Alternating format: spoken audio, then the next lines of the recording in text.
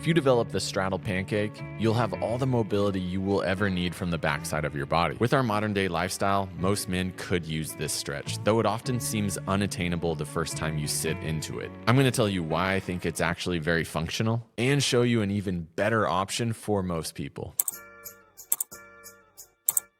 As you develop your pancake, you'll be able to access any other ground sitting position with ease. The ground used to shape our mobility and our functionality. Before chairs, we spent hours sitting in various positions. And if you have kids, you're gonna have to spend a lot of the time low to the ground on their level. But nowadays, people can't get the positive effects from the ground because we're so locked up in the hips. So should you start working on the seated pancake? Well, there's a simple test to find out. Sit on the ground with your legs straddled out to the side. If your hips tuck under and your back rounds, then this is not the place to start. Most 20-something-year-old influencers will tell you to use a pillow under your hips. I know because I used to be one of them. But the truth is, if you're over the age of, let's say, 35 or 40, elevating your hips won't do too much. The older, stiffer person needs to make the standing pancake the goal. This version brings all the same benefits as the pancake, it's just easier to get started with. Feet should be around double shoulder width. We push the hips back and hinge forward. Lift the tailbone upward to maintain position. If you have trouble sitting on the ground, then at some point, you're gonna hit that rounded back position. Try your best to stay in the range of motion where you can maintain extension. Let's talk joint angles. In order to sit on the ground comfortably,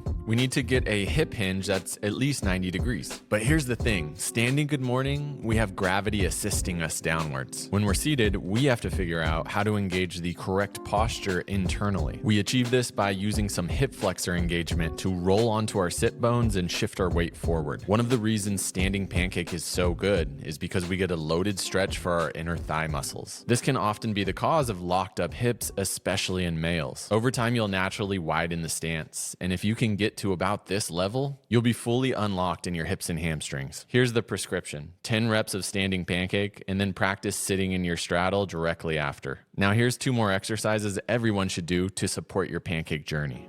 The horse stance is already a favorite on this channel. Luckily, it's one of the best at opening the hips. The horse stance stretches the hips, inner thighs, and hamstrings while being loaded. This makes it potent for keeping that mobility and carrying it over into the pancake. See, if you can't open your hips, it won't even feel like a hamstring stretch. It'll just feel like you're completely blocked. This was my main issue when I started my pancake journey. I actually had fairly flexible hamstrings, but needed to unlock my hips. Keep your torso upright and sink your hips down. The goal is thighs parallel to the floor. I do think that keeping the feet straighter puts a greater stretch through the hips. Work up to being able to hold this for 1 minute and your hips will gradually become more open. And the cool thing is that other than sitting on the ground, the horse stance probably has more real life application than the pancake itself.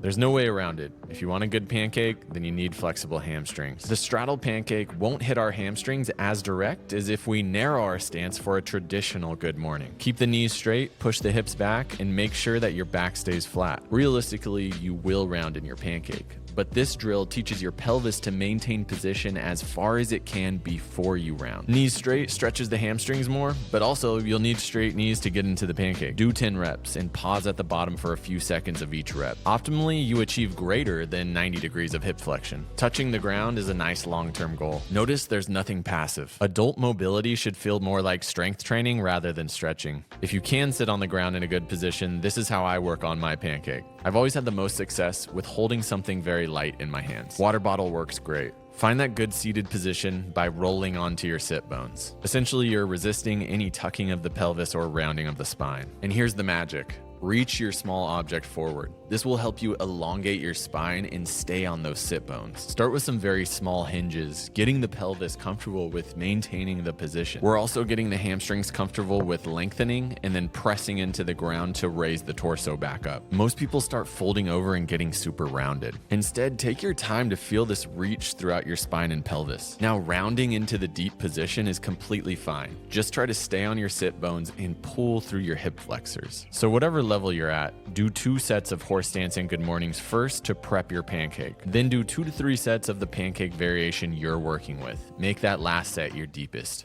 Don't let 20-year-old influencers make you believe a pancake is easy. It's extremely hard. And if I didn't already unlock it in my 20s when my body was more pliable, I would be completely satisfied with a nice and deep standing pancake. Make this your project, make it your goal. If you want some help from us with your mobility training, then check out Master Mobility. It's the first link in the description below.